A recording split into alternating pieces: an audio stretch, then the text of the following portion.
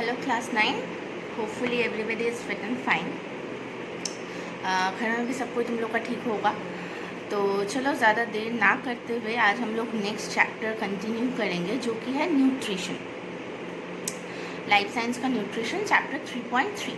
Okay, so take out page number 81 of your book.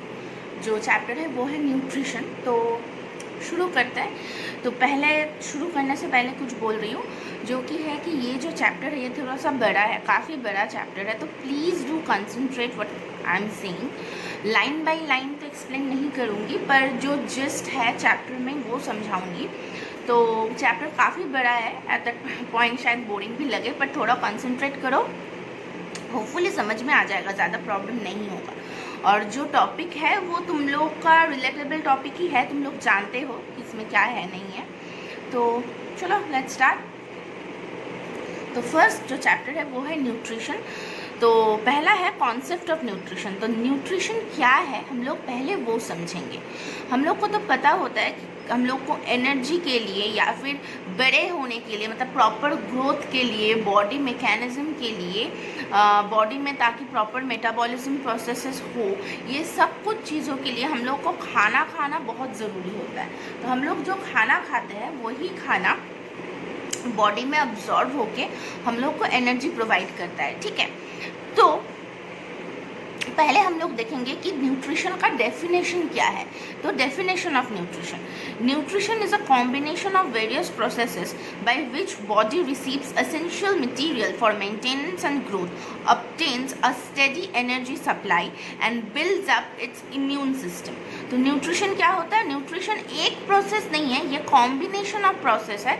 Combination of what process? एक तो हम लोग खाना जब खाते हैं वो खाना हम लोग चबाने के बाद then we swallow the food, उसके बाद वो खाना जाके अब्जॉर्ब होता है शरीर में। ठीक है, शरीर में अब्जॉर्ब होने के बाद वो खाना क्या क्या चीज़ें प्रोवाइड करता है? एक तो है कि हम लोग का जो ग्रोथ है वो ग्रोथ मेंटेनेंस में हेल्प करता है। तुम लोग सोचो कि मैम थोड़ा मतलब कुछ साल के बाद तो और लंबा नहीं होंगे और ग्रोथ नहीं होगा, पर always there is some growth or the other. अगर तुम लोग कुछ ऊंड भी हो जाए, कुछ कट भी जाए, तो वो जगह रिपेयर करने के लिए भी स्किन में ग्रोथ होना ज़रूरी होता है, मतलब द रिपेयरिंग एरिया, क्लॉटिंग होना। तो ये सब कुछ is done with the help of the nutrition, with the help of a food। okay, उसके बाद क्या है? obtain a steady energy supply।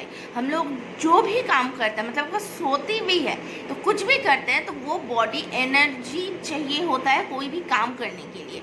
तो हर काम करने के लिए जो एनर्जी हम लोग को शरीर में मिलता है वो हम लोग खाना खाते हैं, तभी हम लोग का शरीर में एनर्जी प्रोवाइड होता है। Okay, next is builds up it's immune system. तो हम लोग का शरीर में जो इम्यून सिस्टम है, क्योंकि हम लोग हमेशा कोई ना कोई वायरसेस या बैक्टीरिया से, मतलब we are susceptible to any kind of infection. ठीक है, हम लोग का अगल बगल में बहुत जर्म्स फैला हुआ होता है, पर तुम लोग डेली बीमार तो नहीं होते। एग्जैक्टली, क्यों डेली बीमार नहीं होते? क्योंकि हम लोग का शरीर का जो इम्यून सिस्टम है, ये जो छोटा मोटा इन्फेक्शन होता है इससे खुद ही लड़ लेता है।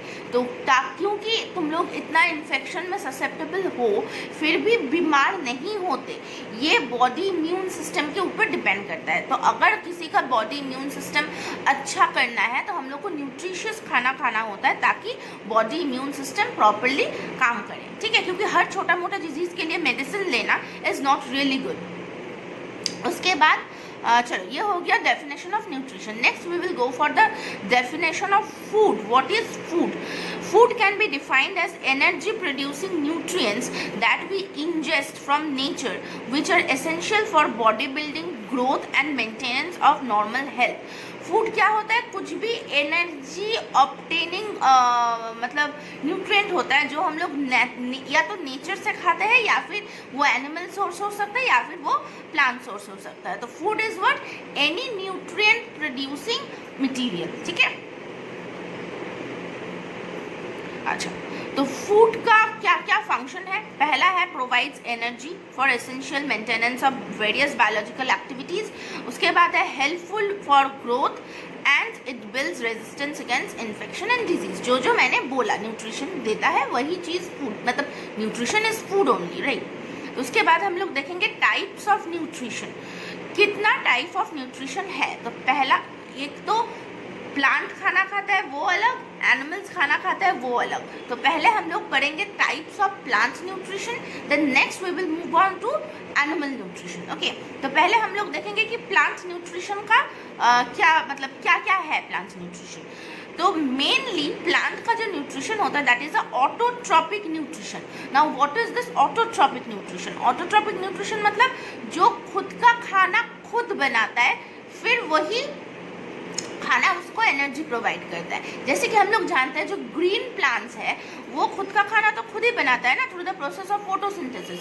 तो वो खाना हम लोग भी खाते हैं, प्लस वो खाना इटसेल्फ प्लांट को भी हेल्प करता है। तो पहला क्या गया, वो गया ऑटोट्रॉपिक न्यूट्रिशन। नेक्स्ट हम लोग पढ़ेंगे हेटेरोट्रॉपिक न्यूट्रिशन, मतलब कुछ कुछ ऐसा प्लांट्स भी है जो खुद का खाना खुद नहीं बना सकता, वो लोग क्या करेगा, तो वो लोग खाना किसी और चीज से डिराइव करेगा।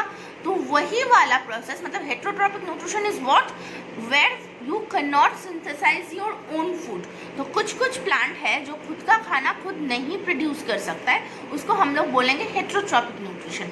अब ये heterotrophic nutrition are of 4 kinds. तो चलो देखते हैं क्या क्या है। पहला है parasitic nutrition. What is parasitic nutrition? मतलब कुछ ऑर्गेनिज्म प्लांट बॉडी में ही रहता है, ठीक है, जैसे कि या तो प्लांट के अपर सरफेस में या तो इनसाइड द प्लांट बॉडी। तो क्या करता है वो ऑर्गेनिज्म किसी दूसरे ऑर्गेनिज्म के शरीर में रहने लगता है, और वही ऑर्गेनिज्म को उससे शेल्टर भी मिलता है, मतलब रहने का जगह भी मिलता है, एज वेल एज फूड भी वही ऑर्गेनिज्म से वो लोग डिराइव करता है। तो पहला बात जो 2 नया टर्म हम लोग यहाँ पे पढ़ेंगे वो है जो ऑर्गेनिज्म किसी के शरीर में रह रहा है उसको हम लोग बोलते हैं पैरासाइट, ठीक है, मतलब अब वो यूजुअली छोटा साइज का होता है। तो जो छोटा ऑर्गेनिज्म किसी और के शरीर में रह रहा है उसको हम लोग बोलेंगे पैरासाइट, और जिसके शरीर में रह रहा है which is usually will be like larger animals, तो या फिर प्लांट, यहाँ पे हम लोग प्लांट पढ़ रहे हैं, तो जो बड़ा वाला प्लांट के अंदर में वो ऑर्गेनिज्म रह रहा है वो बड़ा वाला प्लांट को हम लोग बोलते हैं होस्ट। तो क्या हम लोग जान रहे हैं कि पैरासाइट जो है वो होस्ट के अंदर में रहता है। Okay, next there are 2 kinds of parasite. कैसा? अगर कोई पैरासाइट प्लांट का अपर सरफेस में रह रहा है उसको हम लोग बोलेंगे एक्सक्यूज मी एक्टोपैरासाइट। अगर प्लांट का अपर पोर्शन में रह रहा है उसको हम लोग बोलेंगे एक्टोपैरासाइट। अगर कोई parasite are staying inside the plant body उसको हम लोग बोलेंगे एंडोपैरासाइट। ओके, एग्जाम्पल्स पढ़ लेना। डोडर बुल के एक है Cuscuta, this is a ectoparasite जो कि अपर सरफेस में रहता है, and there is Phytophthora which is an endoparasite. तो next is symbiotic nutrition. Now what is symbiotic nutrition? This is sort of a mutual relationship, ठीक है। तो symbiotic relationship में क्या होता है, जैसे तुम लोग एग्जाम्पल जानते हो लिचन का, उसमें क्या होता है जो एल्गी होता है वो फंगस में रहता है, ठीक है। फंगस थोड़ा बड़ा साइज का होता है, algae are of smaller size. तो जो एल्गी होता है वो फंगस के साथ रहना स्टार्ट करता है। फंगस क्या करता है, उसको एनर्जी प्रोवाइड करता है, फंगस उसको शेल्टर प्रोवाइड करता है, क्योंकि चलो तुम यहाँ पे रह लो। और एल्गी क्या करता है, वो तो ग्रीन होता है ना, तो वो फोटोसिंथेसिस कर पाता है, तो वो फूड तैयार करता है। तो उसका फूड फंगस लेता है और फंगस का जो घर है वो एल्गी लेता है। तो this is called symbiotic relationship, जहाँ पे एक दूसरे के साथ रह रहा है but both of the organism, मतलब जो रह रहा है जिसके पास रह रहा है दोनों ऑर्गेनिजम्स आर गेटिंग बेनिफिटेड, ठीक है, मतलब दोनों का फायदा है। पैरासाइट में तो सिर्फ वो खुद ही फायदा उठा रहा है कि होस्ट के शरीर में रह रहा है, उसका ही खाना खा रहा है, उसका ही बॉडी मैकेनिज्म यूज कर रहा है, सब कुछ उसका ही कर रहा है। पर when it comes to symbiotic relationship या फिर सिम्बायोटिक न्यूट्रिशन, इसमें both the organisms are getting benefit from each other, ठीक है। Next is saprophytic nutrition. What is saprophytic nutrition? कुछ ऑर्गेनिज्म डेड और डिकेइंग प्लांट के ऊपर डिपेंडेंट है, मतलब जो प्लांट मर जाता होगा वो प्लांट के ऊपर, मतलब कुछ कुछ ऐसा प्लांट है जो कि डेड और डिकेइंग मैटर के ऊपर डिपेंड करता है, ठीक है, तो वो उसको हम लोग बोलेंगे saprophytic nutrition. Next is insectivorous nutrition, तुम लोग को पता ही है, इंसेक्टिवोरस प्लांट्स, फीचर प्लांट्स, फिर वीनस फ्लाई ट्रैप, ये सब कुछ इंसेक्टिवोरस प्लांट्स है। ये क्या करते हैं, कीड़ा मकोड़ा को पकड़ता है, फिर उससे एंजाइम को सिक्रीट करता है, मतलब एंजाइम को एक्सट्रैक्ट करके उसको खाना खाता है, मतलब उससे ही एनर्जी गेन करता है, ठीक है। तो ये गया 4 टाइप्स ऑफ हेट्रोट्रॉपिक न्यूट्रिशन। पहले गया ऑटोट्रॉपिक न्यूट्रिशन, ऑटोट्रॉपिक न्यूट्रिशन के बाद आया हेट्रोट्रॉपिक न्यूट्रिशन। हेट्रोट्रॉपिक न्यूट्रिशन का 4 पार्ट है, पैरासाइटिक, सिम्बायोटिक, फिर है सैप्रोफाइटिक और उसके बाद है इंसेक्टिवोरस, ठीक है। अच्छा, next we will move on to animal nutrition. ये गया था प्लांट, अब आएंगे एनिमल में। एनिमल में भी कुछ सिमिलर है, अपार्ट फ्रॉम दैट कि एनिमल्स ऑटोट्रॉपिक नहीं होता है, वो लोग खुद का खाना खुद नहीं बना सकता है, तो animal nutrition is mainly heterotrophic nutrition. अब हेट्रोट्रॉपिक न्यूट्रिशन के अंदर में क्या क्या सब डिविजन्स है, तो पहला वाला as usual parasitic nutrition. Parasitic nutrition में क्या होता है, एक ऑर्गेनिज्म के शरीर के अंदर में या फिर बाहर में रहता है, और वो ही होस्ट से ही वो अपना सारा मतलब काम लेता है, बोल सकते हो।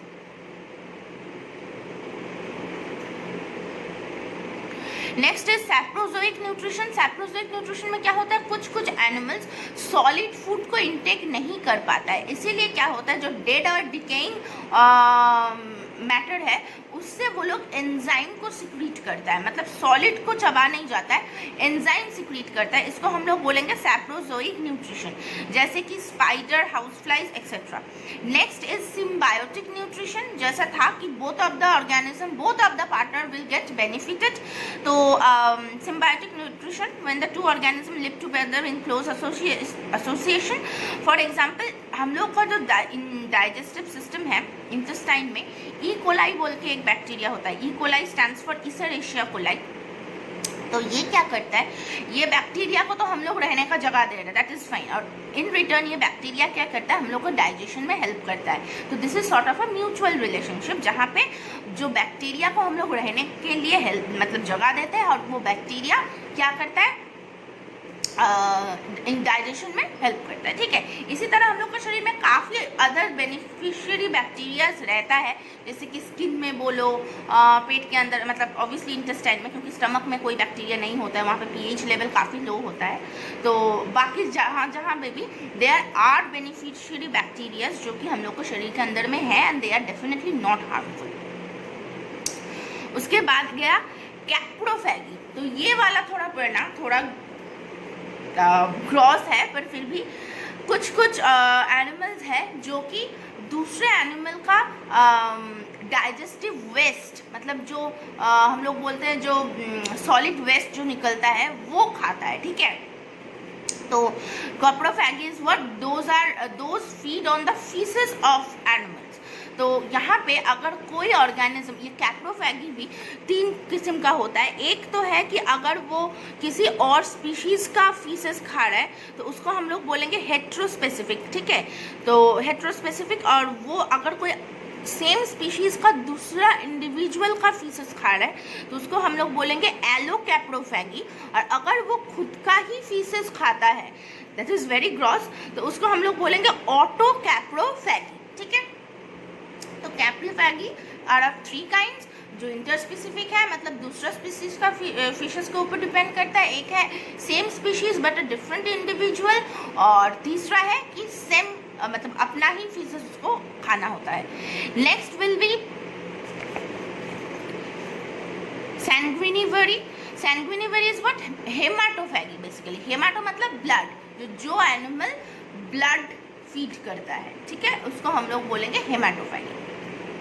उसके बाद हम लोग मूव ऑन करेंगे टू द हायर ऑर्गेनिजम्स, जैसे कि ह्यूमंस एक्सेट्रा।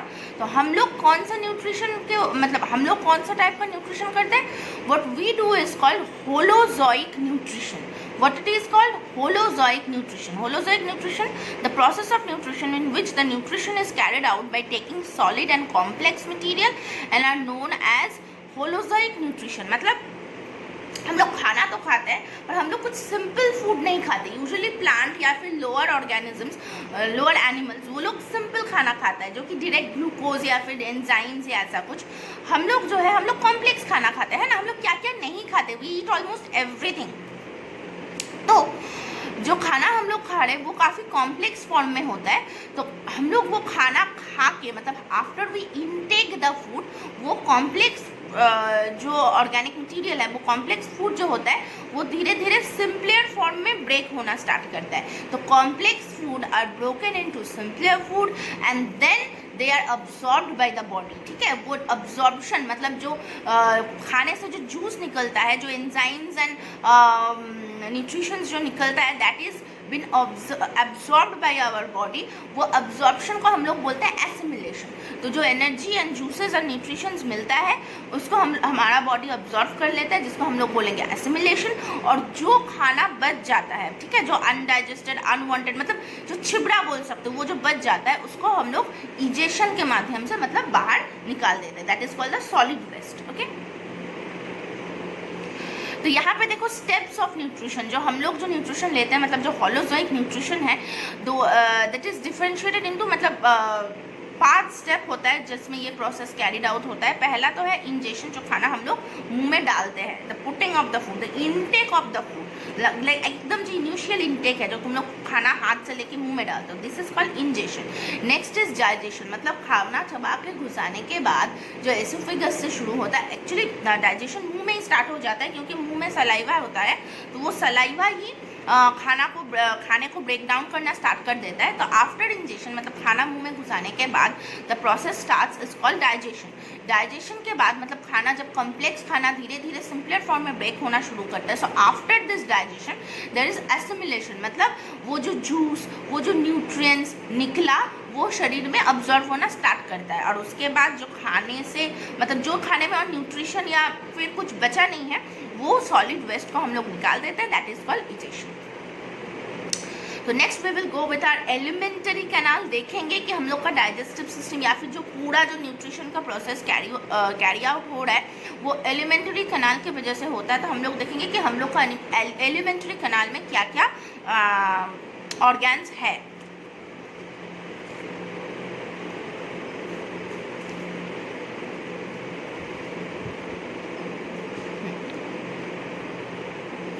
चलो elementary canal next page number 84।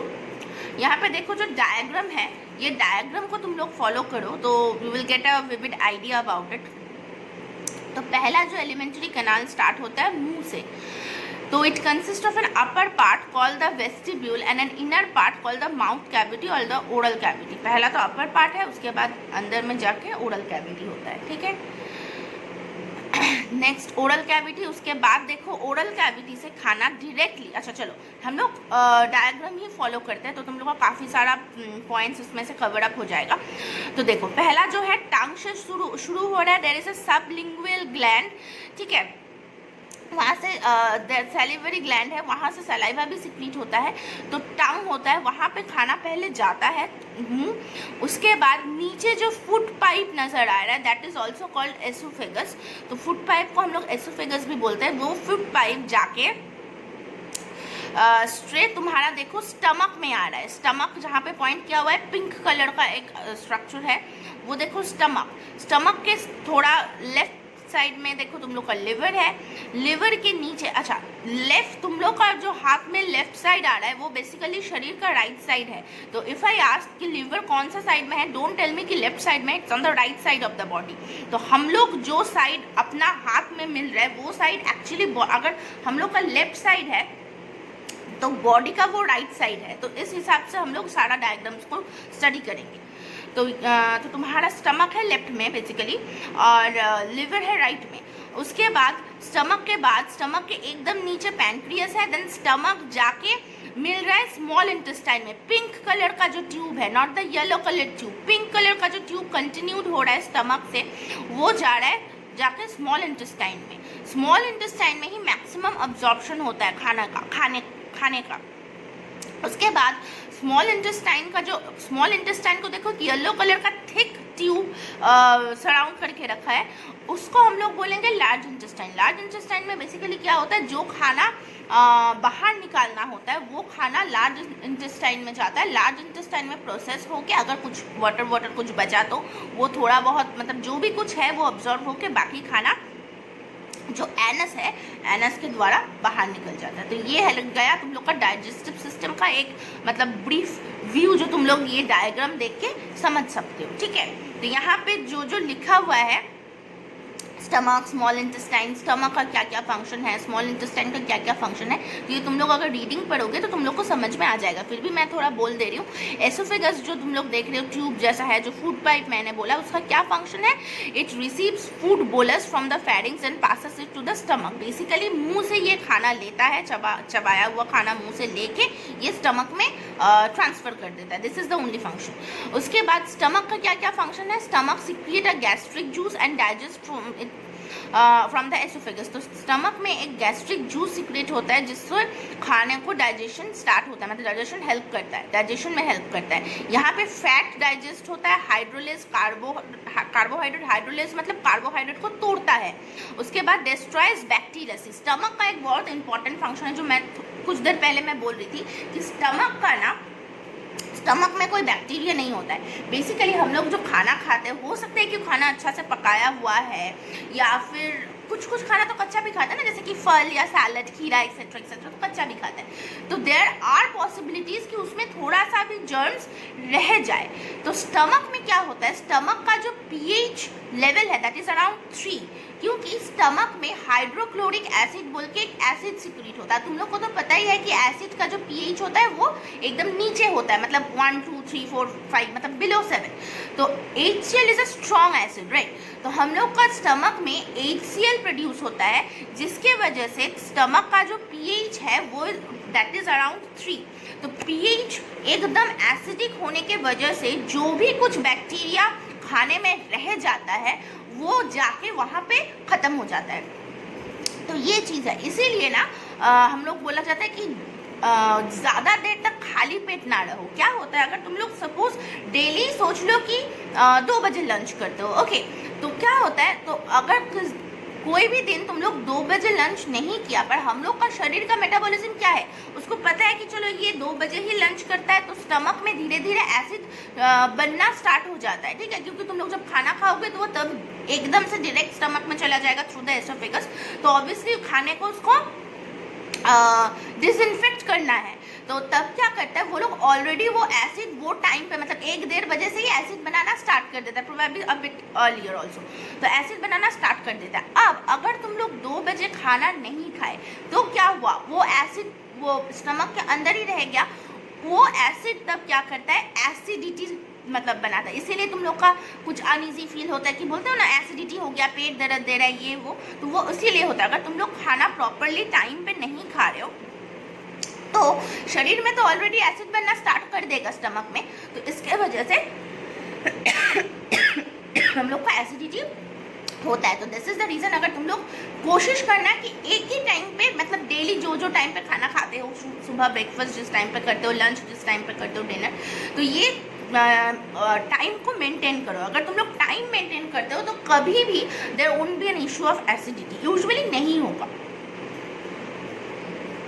अच्छा, next is small intestine. Small intestine का क्या फंक्शन है, it receives acid chyme partly digested food, मतलब स्टमक से जो फूड पार्टली डाइजेस्टेड हुआ है, बाकी जो फूड बचा हुआ है वो जाता है स्मॉल इंटेस्टाइन में। स्मॉल इंटेस्टाइन में पैनक्रियाटिक जूस होता है। देखो स्मॉल इंटेस्टाइन पैनक्रियाटिक जूस तैयार नहीं करता, वो तो पैनक्रियस करता है जो कि स्टमक के नीचे है थोड़ा सा, देखो बेसिकली स्टमक के पीछे होता है। तो वो पैनक्रियाटिक जूस तैयार करके वो इंटेस्टाइन में भेजता है। अब वहाँ पे इंटेस्टाइन में ये पैनक्रियाटिक जूस, बाइल जूस, अच्छा पैनक्रियाटिक जूस बनाता है पैनक्रियस, बाइल जूस बनाता है लीवर, तो लीवर बाइल बनाता है, पैनक्रियस पैनक्रियाटिक जूस बनाता है, वो जाके स्मॉल इंटेस्टाइन में देता है, और स्मॉल इंटेस्टाइन में ये दोनों जूसेस काम करता है। तो समझ रहे हो, इसका प्रोडक्शन लोकेशन कुछ अलग है और इसका वर्क लोकेशन अलग है। This is what happens in case of enzymes। हुआ। उसके बाद यहाँ पे कार्बोहाइड्रेट डाइजेस्ट होता है, जो कि कार्बोहाइड्रेट पॉलीसैकेराइड होता है, वो पॉलीसैकेराइड मोनोसैकेराइड में ब्रेक डाउन करता है। Lipids up to fatty acid and glycerol, मतलब फैट्स भी थोड़ा बहुत डाइजेस्ट होता है, ऑलमोस्ट सभी डाइजेस्ट हो जाता है। फैट्स आर डाइजेस्टेड इनटू, मतलब broken down into fatty acid and glycerol, and proteins are broken into amino acids, ठीक है। तो carbohydrates are broken into monosaccharide, lipids broken down into fatty acids and glycerol, और proteins are broken down into amino acid. Okay, so it absorbs digested food, water, vitamins, minerals through the villi into the bloodstream. Actually small intestine के अंदर में कुछ hairy like projection होता है जिसको हम लोग बोलते हैं विली। ये विली यूजुअली ना स्मॉल इंटेस्टाइन के जो सरफेस एरिया है उसको काफ़ी बढ़ा देता है। Excuse me. तो वो सरफेस एरिया बढ़ाने के चक्कर में तो मैक्सिमम फूड अब्जॉर्ब हो पाता है। तो ये है विली का फंक्शन, मतलब स्मॉल इंटेस्टाइन के अंदर में जो विली है उसका फंक्शन है ये। इसके बाद हम लोग जाएंगे लार्ज इंटेस्टाइन में। लार्ज इंटेस्टाइन का भी कुछ पार्ट होता है, caecum, colon, rectum, anal canal and anus. यहाँ पे बेसिकली जो अनडाइजेस्टेड फूड है वो, उसमें अगर कुछ बच जाए तो बाकी वो केकम एक्सेट्रा अब्जॉर्व कर लेता है and then it is thrown out from the body. Okay,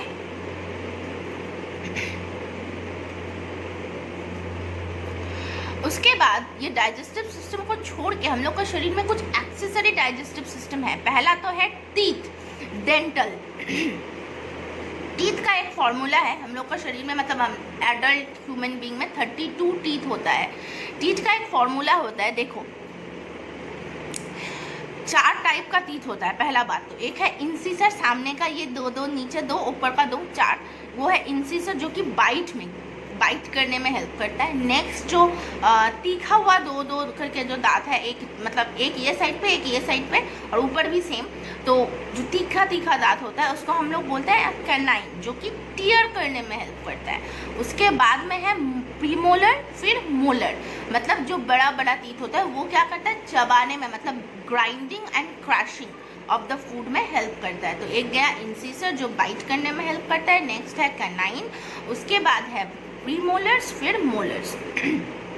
अगर हम लोग सिर्फ नीचे का जॉ देखेंगे, ऊपर को इंटू 2 कर दो, नीचे का डेंटल क्या फॉर्मूला है, 2 इंसिसर, उसके बाद 2 कैनाइन, उसके बाद 2 प्रीमोलर, फिर 4 मोलर, ठीक है।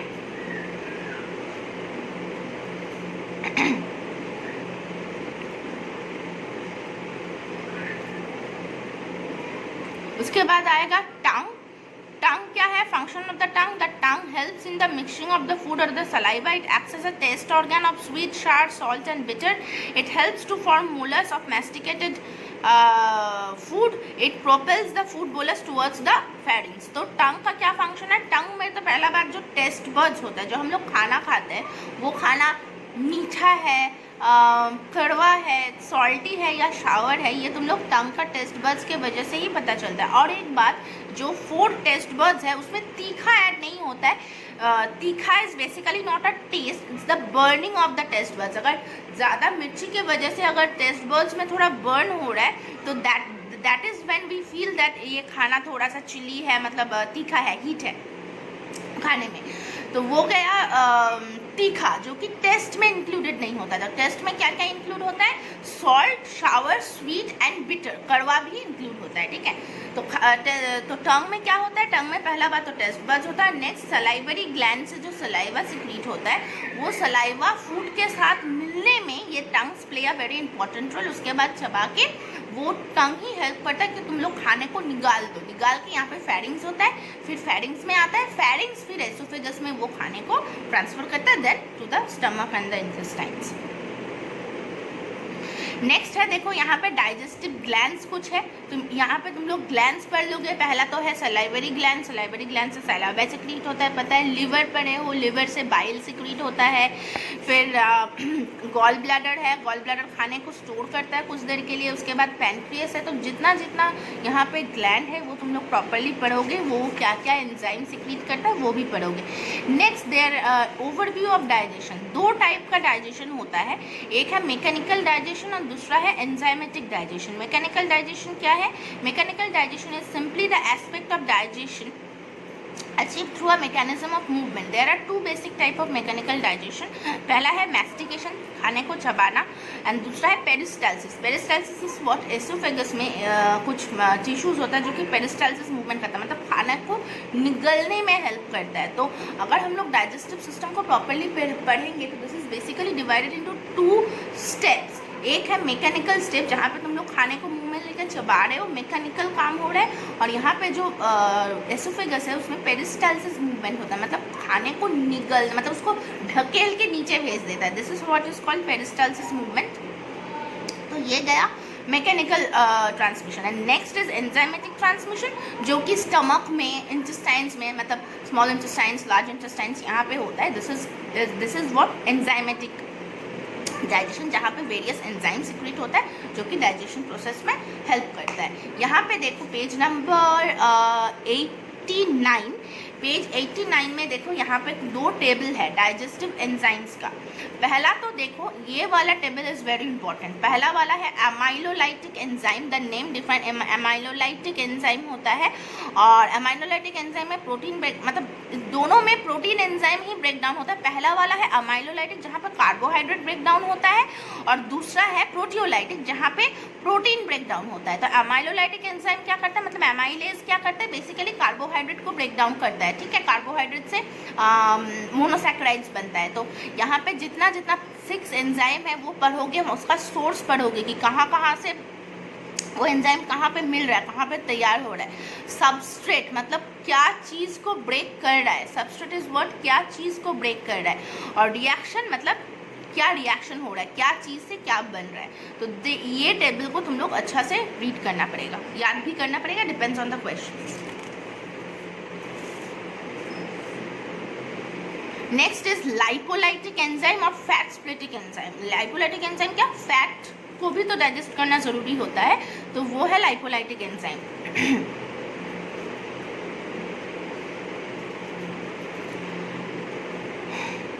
अच्छा, next is absorption, assimilation, egestion. ये प्रोसेस मैंने बोला कि पहले अब्जॉर्ब होता है, फिर वो एसिमिलेट करता है शरीर के अंदर में कुछ जगह में, जैसे मोनोसैकेराइड, ग्लूकोज एक्सेट्रा बनता है, वो अब्जॉर्ब होता है, फिर इजेशन वो निकल जाता है. यही चीज़ रिपीटेटिव प्रोसेस में दिया हुआ है. ठीक है. अच्छा, नेक्स्ट इज मेटाबॉलिज्म. मेटाबॉलिज्म यहाँ पे हम लोग थोड़ा देखेंगे. व्हाट इज, पहला बात तो है मेटाबॉलिज्म होता है क्या है. Metabolism the constructive and destructive chemical transformation in our body. तो क्या होता है, हम लोग खाना खाते हैं, ठीक है, खाने के बाद वो खाना बिल्डअप में हेल्प करता है, मतलब कुछ मेटाबॉलिज्म से हम लोग का ग्रोथ होता है, हम लोग का वेट बढ़ता है. ये जो मेटाबॉलिज्म है इसको हम लोग बोलेंगे एनाबॉलिज्म, मतलब building up of anything is called anabolism, जिसमें बढ़ता है, गेन होता है. एंड व्हाट इज कैटाबॉलिज्म, टूटना, ब्रेकिंग डाउन. सो हम लोग का शरीर में ना एनाबॉलिज्म एंड कैटाबॉलिज्म दोनों चीज़ इक्वल अमाउंट में होना ज़रूरी होता है. तो क्या होता है, मतलब अगर तुम जितना खाना खा के तुम्हारे शरीर में वो चीज़ लग रहा है, that is what is anabolism, तुम्हारा न्यूट्रिशन तुमको मिल रहा है. पर अगर एनाबॉलिज्म ही होता गया और कैटाबॉलिज्म नहीं हुआ या फिर कम हुआ तो इंसान वेट गेन कर जाएगा, बहुत ज़्यादा फैट हो जाएगा. तो ये जाएगा, मतलब एनाबॉलिज्म ज़्यादा हुआ और कैटाबॉलिज्म अगर कम हुआ. तो अगर एनाबॉलिज्म कम हुआ और कैटाबॉलिज्म ज़्यादा हुआ, समझ ही सकते हो बॉडी में कुछ न्यूट्रिशन रहेगा ही नहीं, एकदम मतलब एकदम दुबला पतला सा हो जाएगा, नॉट इवन स्लिम. जो मेल न्यूट्रिएंट्स बच्चा में होता है वो लोग का कैटाबॉलिज्म ज़्यादा होता है, एनाबॉलिज्म एकदम कम होता है. तो ये दोनों टाइप ऑफ, मतलब catabolism and anabolism both are like cyclic process, और दोनों प्रॉपर रेट में होना ज़रूरी है. Significance of metabolism. तो देखो, complex molecule synthesize in anabolism are utilize for maintenance and growth. जो कॉम्प्लेक्स मॉलिक्यूल्स हम लोग खाना में खाते हैं वो एनाबॉलिज्म के दौरान वो यूटिलाइज होता है ग्रोथ और रिपेयर के लिए. Anabolic activities are prerequisite for cell division. Cell division के लिए भी बहुत ज़रूरी होता है एनाबॉलिज्म. और metabolic reaction convert toxic substance into non toxic substance. शरीर के अंदर में ना इतना सारा रिएक्शंस होता है, तो कभी कभी कुछ टॉक्सिक चीज़ें बन जाता है, तो वो टॉक्सिक चीज़ों को भी ब्रोकन डाउन करना बहुत ज़रूरी होता है. जैसे कि पेरोक्साइड, हाइड्रोजन पेरोक्साइड, ये एक्सेट्रा, कुछ ऑक्सीजन का कुछ और क्या बोलूँ, कुछ और ऑर्गेनिक चीज़ें बनता है इवन थ्रू ऑक्सीजन, तो वो भी टॉक्सिक होता है नेचर में. तो ये ऑक्साइड्स और सुपर ऑक्साइड्स को ब्रोकन डाउन करना बहुत ज़रूरी होता है. ठीक है. उसके बाद The total energy obtained from oxidation of foodstuff is utilized for the following process. तो जो एनर्जी फूडस्टफ से हम लोग को मिलता है वो फॉलोइंग प्रोसेस में यूटिलाइज होता है. एक तो है for maintenance of body temperature maintain करने में हम लोग का body temperature is what 98.6 degree Fahrenheit, right. तो 37 डिग्री सेल्सियस. तो ये टेम्परेचर मतलब बॉडी में ये टेम्परेचर रहना बहुत ज़रूरी है. For growth and maintenance, for transport of substance against the concentration gradient. ये एक चीज़ मतलब ग्रेविटी नीचे के तरफ है तो ऑब्वियसली सारा फ्लूइड्स नीचे के तरफ जाना चाहिए. पर अगर ऐसा होता तो हम लोग का तो ऊपर में कुछ ब्लड या कुछ फ्लूइड रहता ही नहीं, तो कुछ फ्लूइड पैर से ऊपर भी आ रहा है. तो ये चीज़ मतलब एंटी ग्रेविटी मूवमेंट के लिए भी तो एनर्जी काफ़ी चाहिए होता है. तो ये एनर्जी भी फूड से मिलता है. For generation of electric potential and current, मतलब सेंट्रल नर्वस सिस्टम और हार्ट में साइनो और मतलब देर इज़ एसवी नोड, ठीक है, ऐसे नोड, ये बहुत सारा वल्व है. हार्ट पंप करता है, तो पंप करने का जो एनर्जी होता है मतलब ये जो इलेक्ट्रिकल एनर्जी होता है वो भी फूड से ही मिलता है, ठीक है.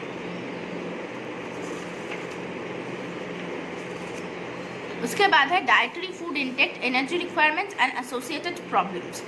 पहला तो बेसल मेटाबॉलिक रेट, ये तुम लोग पढ़ोगे. The basal metabolic rate may be defined as the minimum amount of heat required by a subject lying awake in a state of maximum physical and mental rest under comfortable position of temperature, pressure, humidity. मतलब एक शरीर को सिर्फ पड़े रहने के लिए, ठीक है, कंफर्टेबल तुम लोग पड़े हो, कोई काम नहीं कर रहे हो, कुछ नहीं कर रहे हो, मिनिमम पड़े रहने के लिए जो हीट या एनर्जी रिक्वायर्ड होता है उसको हम लोग बोलते हैं बेसल मेटाबॉलिक रेट, ठीक है.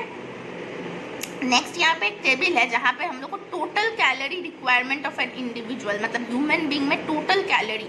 सो कार्बोहाइड्रेट से कितना कैलोरी मिलना चाहिए, प्रोटीन से कितना कैलोरी रिक्वायरमेंट होता है, तो टोटल कितना कैलोरीज लगता है. तो एक बढ़ता हुआ इंडिविजुअल में टोटल 300 किलो कैलोरीज लगता है, सॉरी 3000 किलो कैलोरीज लगता है. तुम लोग 3000 मत खाते रहो क्योंकि तुम लोग काफ़ी बड़े हो गए हो. तो for you people 2000 kilo calories is like perfect. पर ये भी मतलब 2000 मतलब 2000 ही फैट खा लिया तो that is not the way. वो कार्बोहाइड्रेट, प्रोटीन और फैट में प्रोपोर्शनेट वाइज डिवीजन होना चाहिए. ज़्यादा कार्बोहाइड्रेट खाया जाता है, प्रोटीन उसके बाद, and fat is like very minimum.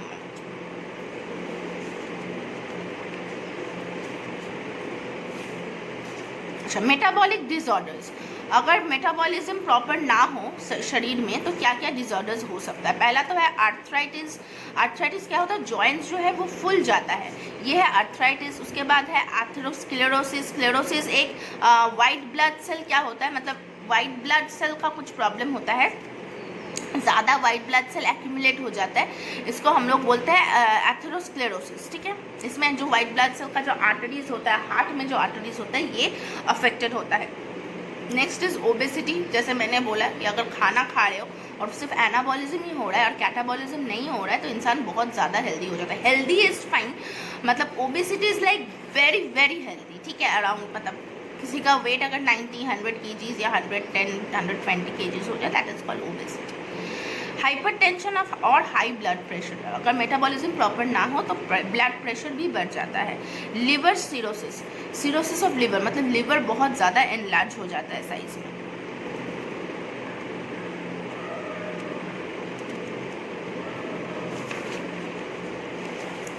अच्छा, next is type 1 diabetes mellitus. Diabetes mellitus मतलब diabetes occur when the pancreas doesn't produce enough insulin. अगर इंसुलिन ज़्यादा प्रॉपरली प्रोड्यूस नहीं हो रहा है तो क्या होता है कि ग्लूकोज ना और ग्लाइकोजन में ब्रेकडाउन नहीं होता है, तो इसके चक्कर में ब्लड में ग्लूकोज लेवल बढ़ जाता है. This is what is called diabetes mellitus. तो अगर पैनक्रियास से ग्लूकोज इंसुलिन प्रॉपरली रिलीज नहीं हो रहा है तो ब्लड में जो ग्लूकोज है, मतलब जो खाना खा रहे हैं हम लोग कार्बोहाइड्रेट, वो ग्लूकोज प्रॉपरली ग्लाइकोजन में ब्रोकन डाउन नहीं होता है.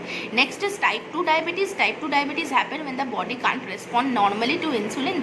The symptom of this disorder are similar to those of type 1 diabetes. इसमें क्या होता है, टाइप डायबिटीज मेलिटस दो टाइप का होता है. एक है टाइप 1 जहाँ पे इंसुलिन ही तैयार नहीं हो रहा है, और दूसरा है टाइप 2 जहाँ पे इंसुलिन तैयार तो हो रहा है पर बॉडी उसको यूटिलाइज नहीं कर पा रहा है. तो ये टाइप 2 डायबिटीज़ यूजुअली बच्चा में होता है. इंडिया में उतना ज़्यादा नहीं होता है, बाहर में ही ज़्यादा होता है. तो चलो ठीक है, चैप्टर इज़ ओवर। तो अब तुम लोग का जो काम है वो करना है, multiple choice questions, fill in the blanks et cetera सब कुछ तुम लोग सॉल्व कर लोगे। और ओके चलो डन, होपफुली समझ में आया है। चैप्टर थोड़ा सा बड़ा है, तुम लोग को थोड़ा सा रीड ज़्यादा करना पड़ेगा, तो कर लेना। और नेक्स्ट हम लोग सर्कुलेशन चैप्टर से स्टार्ट करेंगे नेक्स्ट वीडियो में। ओके चलो, थैंक यू।